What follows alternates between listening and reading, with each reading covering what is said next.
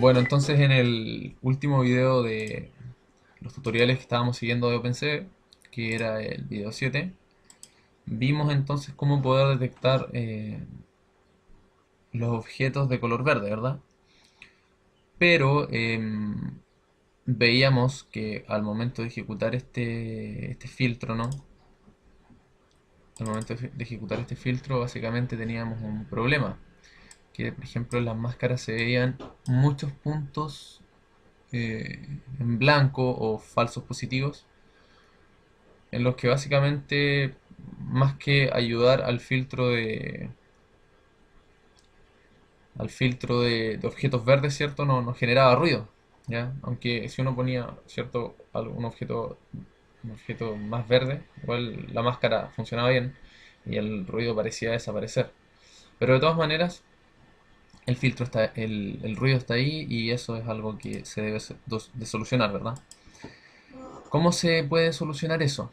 Bueno, básicamente en los videos 8 y 9 se enseña cómo poder obtener ciertos distintos tipos de filtros. El primer filtro que vamos a ver es el filtro en dos dimensiones, ¿ya? Que lo que hace básicamente es convulsionar una imagen con respecto al promedio, ¿ya? Para todos estos métodos, la gran mayoría vamos a necesitar de un kernel, ¿ya? O de un núcleo, podríamos llamarlo. Lo que este kernel va a hacer básicamente, va a ir, es una matriz, ¿cierto? De una dimensión cualquiera, que va a ir recorriendo la imagen, ¿verdad? Que nosotros le entreguemos a los métodos. Entonces se va a apoyar de esta matriz de un tamaño personalizado para poder ir recorriendo la imagen. En este caso yo escogí una imagen de 20 por 20 y dividí toda la imagen en 400 para poder obtener un promedio, ¿ya? Bueno, el método once de NumPy devuelve una matriz llena de unos con el tamaño especificado, que en este caso 20 por 20, y el tipo de variable que va a tener esta matriz. Bueno, el primero que se ocupa entonces es filter2d, que lo que hace es básicamente convulsionar la imagen con respecto a un promedio, ¿ya? Bueno, de los parámetros, el primer parámetro sería entonces la imagen que queremos modificar. El segundo es la profundidad que le vamos a dar a este filtrado. Y el último va a ser el kernel, ¿cierto? El objeto multidimensional que recorre la imagen para filtrarla. El otro filtro que tenemos es el filtro gaussiano, que, bueno, la definición yo la encontré por aquí, que el filtro gaussiano, em, acá está, simular una distribución gaussiana bivariante. El valor máximo aparece en el píxel central y disminuye hacia los extremos tanto más rápido cuanto menor sea el parámetro de desviación típica S. El resultado será un conjunto de valores entre 0 y 1 para transformar la matriz a una matriz de números enteros.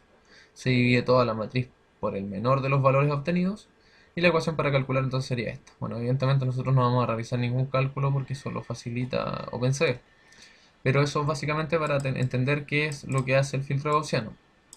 El filtro gaussiano entonces lo que hace que resta peso a los píxeles a medida que se alejan, ¿cierto?, de este kernel que nosotros definimos. ¿Ya? En este caso el kernel no se lo entregamos como valores promedios, sino que le entregamos directamente el tamaño del kernel, ¿cierto?, de esta matriz que va a recorrer la imagen original. Y en este caso el último parámetro va a ser entonces la desviación estándar, ¿ya? En este caso entonces le estamos diciendo que, leyendo de nuevo, cuanto menor sea el parámetro, perdón, disminuye hacia los extremos tanto más rápido cuanto menor sea el parámetro de desviación típica de eso. O sea, si nosotros le entregamos 0, quiere decir que va a ser bastante rápido la manera en la que se va a alejar del píxel central, ¿vale? Por otro lado tenemos el filtro de mediana, que bueno, como parámetros primero es la imagen y segundo es el valor lineal de apertura de la imagen, y que también la definición la encontré por acá, que acá está. Dice que tiene la ventaja de que el valor final del píxel es un valor real, presente en la imagen y no un promedio. De este modo se reduce el efecto borroso que tienen las imágenes que han sufrido un filtro de media. Ya podríamos decir que el filtro de media entonces es el primero que aplicamos. Ya. Además, el filtro de la mediana es menos sensible a valores extremos. Bueno, está mal escrito. El inconveniente es que es que resulta, perdón, más complejo de calcular, ya que hay que ordenar los diferentes valores que aparecen en los píxeles incluidos en la ventana y determinar cuál es el valor central. Claro, entonces acá está el proceso en el que el filtro de media en el fondo eh,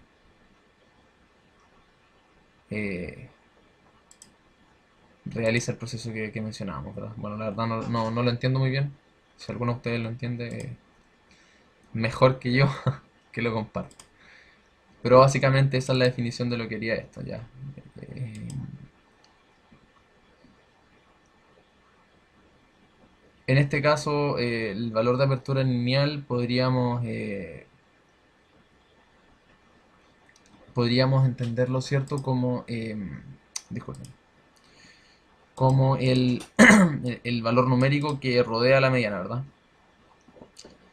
Y por último es el filtro bilateral, que como primer parámetro está la imagen a resaltar, segundo parámetro el diámetro a partir del cual se busca la vecindad de píxeles, el tercer parámetro el valor de píxel que define aquellos más lejanos que se mezclan, y el último parámetro es el valor de sigma space, que se traduce en que píxeles más lejanos se mezclarán mediante el sigma color.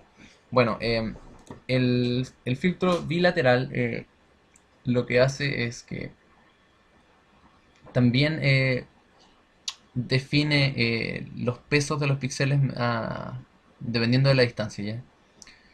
La cosa es que acá, bueno, nosotros definimos entonces el diámetro a partir de la que se busca la vecindad de píxeles, o sea, esta es la distancia que vamos a establecer en este caso. Y bueno, le vamos a dar este parámetro que es el color de sigma, ¿sí? Que lo que hace es definir aquellos píxeles más lejanos que se mezclan. O sea, estos píxeles que están fuera de, fuera del alcance, ¿cierto? O están muy lejos del píxel central, por ende aquellos píxeles lejanos que tienen menos peso van a ser mezclados con este valor, ¿verdad? Y el espacio de sigma es exactamente lo mismo, sino que define que los píxeles que están más lejanos se van a mezclar mediante este, ¿verdad? Entonces este es el color con el que se van a mezclar y esta es la distancia a la que se van a mezclar. Y esto básicamente define el rango en el que se va a evaluar desde el píxel central, ¿ya?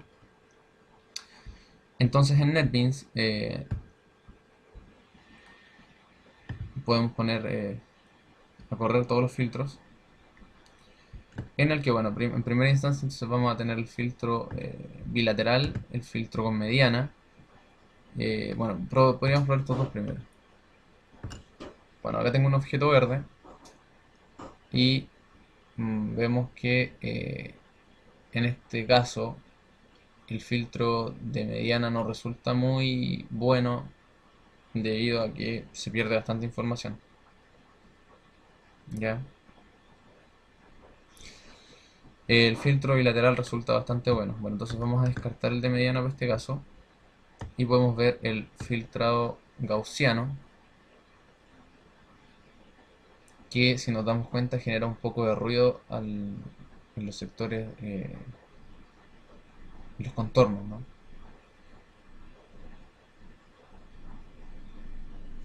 El filtrado con bilateral también resulta generar un poquito de ruido. Mientras que el suavizado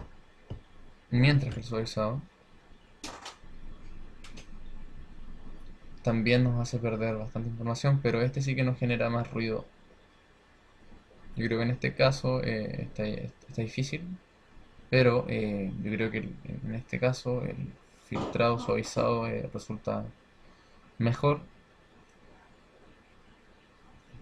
que el resto, ¿no? Porque si vemos el bilateral igual está generando un poco de ruido por el lado. Bueno, eso por el lado del video 8.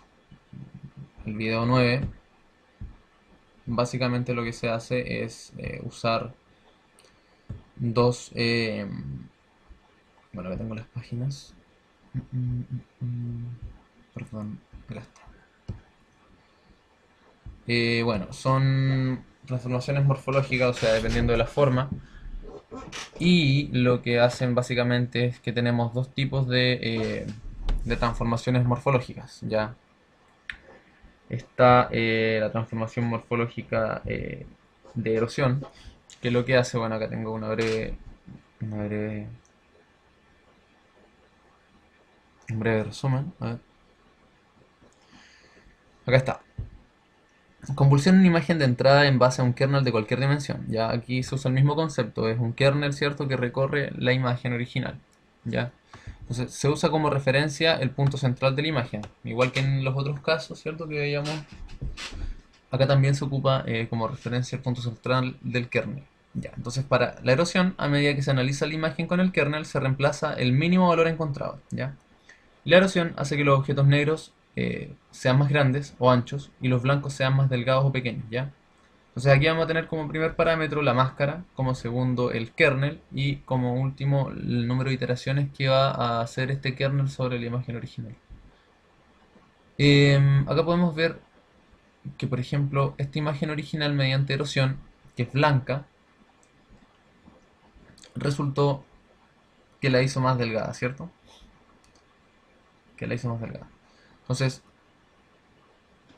por el contrario, si es que, a ver, esto creo que lo tenía acá. Acá se voy a ver mejor, perdón. Bueno, estábamos hablando de la erosión entonces. La erosión, claro, los objetos que son negros se van a hacer más anchos, ¿ya? Y los objetos que son blancos se van a hacer más delgados. Mientras que la dilatación va a ser exactamente lo contrario, ¿ya? O sea, van a ser lo mismo, van a ser imágenes convulsionadas en base a que un kernel las recorra. Se usa como referencia el punto central y a medida que se analiza la imagen con el kernel, se reemplaza el valor máximo encontrado, por eso que son inversos, ¿ya? Eso quiere decir que los objetos de dilatación que son negros se hacen más pequeños o delgados y los blancos más amplios, ¿ya? Entonces si nos damos cuenta, teníamos una imagen negra, perdón, claro, teníamos una imagen negra y con la dilatación se hizo más delgado, pero si fuera blanca la imagen sería más gruesa, ¿ya? Esa es básicamente la diferencia. Entonces, la dilatación lo que hace con las imágenes negras, resumiendo, es que las hace más delgadas y las blancas las hace más gordas, mientras que la erosión las imágenes negras las hace más gruesas y las blancas más delgadas, todo lo contrario. Por otro lado tenemos un método que se llama Morphological, a ver, ahí está, Morphology Exchange, básicamente, ¿no? Que lo que hace es intercambiar el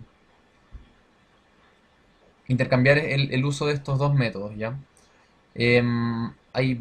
Bueno, acá básicamente se ocupa el open y el closing, pero también hay más métodos que no se ven en este caso, pero lo vamos a realizar por aquí.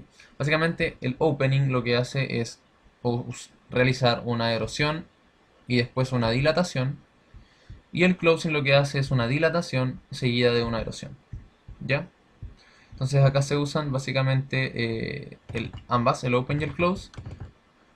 Y bueno, como parámetros, entonces acá tendríamos en primer parámetro la imagen a la que se le va a aplicar este tratamiento, ¿cierto? El tipo de Morphological Exchange que vamos a hacer. Y bueno, el kernel que recorre la imagen, que ya sabemos cómo funciona, ¿no? En base al píxel central y que recorre toda la imagen. Bueno, básicamente esto es lo que se hace en el último video. Bueno, tenemos también otros que es el del gradiente, ¿no? Que lo que hace es una diferencia entre la dilatación y la erosión, ¿ya?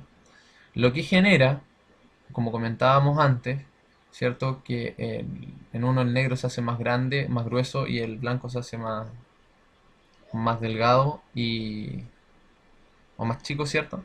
Bueno, en este caso, si tuviéramos una imagen de este tipo, eh, obtendríamos esto, ¿no? Y por último tenemos también el top hat. Bueno, tenemos el top hat y el black hat. El top hat lo que hace es una diferencia entre la imagen de entrada y la entrada de la imagen. ¿Qué quiere decir eso? Que se hace una diferencia entonces entre, sería la erosión seguida de una dilatación, y después a ese resultado se le resta el valor real de la imagen. ¿Ya? Aquí tenemos un ejemplo del resultado.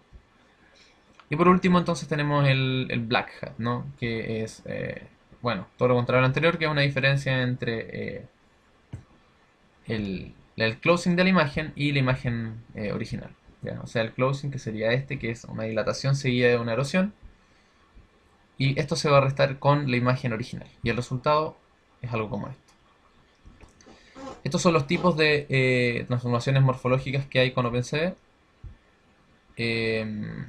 Y son los que se trabajan en el video 9. ¿Ya? Entonces, bueno, entonces si probamos el código,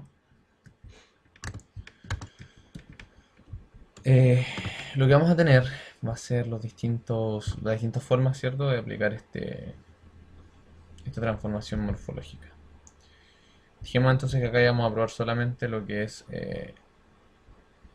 la dilatación, que podemos ver entonces que genera mucho ruido.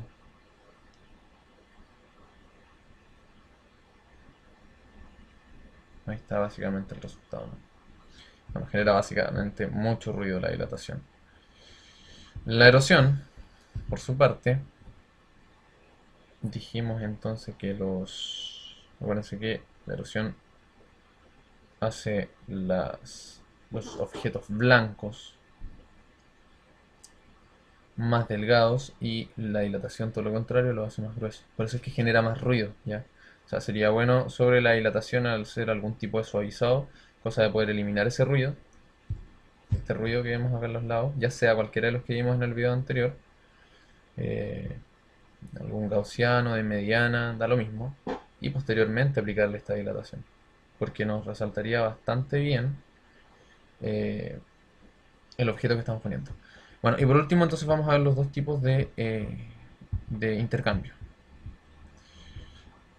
Bueno, el opening, ya decíamos, bueno, vamos a revisar de nuevo la documentación. Y vamos a ver que el opening era una erosión seguida de una dilatación, ¿ya? Una erosión seguida de una dilatación. Lo cual se come todo el ruido, pero la verdad que también se come bastante información que nos interesa. Mientras que el closing genera bastante ruido, pero nos representa bastante bien la imagen. Es bastante buena. Entonces, para finalizar el tema del filtrado del ruido en las máscaras, me gustaría ocupar unas breves definiciones que se ocuparon en este tutorial, que también voy a dejar el link, en el que básicamente se resumen todos, ¿vale? Como modo de resumen. Entonces, para entender el operador erosion, podemos imaginarnos el efecto del agua sobre una roca, va desgastándola por el exterior, ¿ya? Entonces, básicamente, pues el operador erosion lo que va a hacer es reducir el tamaño de los objetos blancos de la máscara comiéndose su límite, ¿ya? Mientras que la dilatación hinchará la zona blanca, ¿cierto?, de la máscara. Al hacer convolución, el píxel resultante será 1 si al menos un píxel que quede debajo del kernel también es 1, ¿ya? Lo que veíamos del gradiente, que es la diferencia entre dilatación y la erosión, y es útil para encontrar las siluetas de los objetos, ¿ya? Y el opening, que también lo veíamos, nos sirve para eliminar el ruido blanco sobre las zonas negras, ¿ya? Ahí tenemos un dato. El closing, entonces, es una dilatación seguida de una erosión, y si hay ruido negro en las áreas blancas, el closing lo limpiará, ¿vale? Entonces ahí tenemos como una nueva forma de mirar estos dos métodos. El open entonces nos elimina el ruido blanco en zonas negras, y el closing el ruido negro en zonas blancas. Eso básicamente va a depender de cómo deseamos nosotros hacer nuestra máscara, ¿verdad? Y bueno, acá el top hat y black hat que básicamente el Black Hat va a ser diferencia, digo Top Hat va a ser una diferencia entre la imagen original y el opening, y el Black Hat una diferencia entre el closing y la imagen original. ¿Vale? Entonces con eso podemos terminar este video.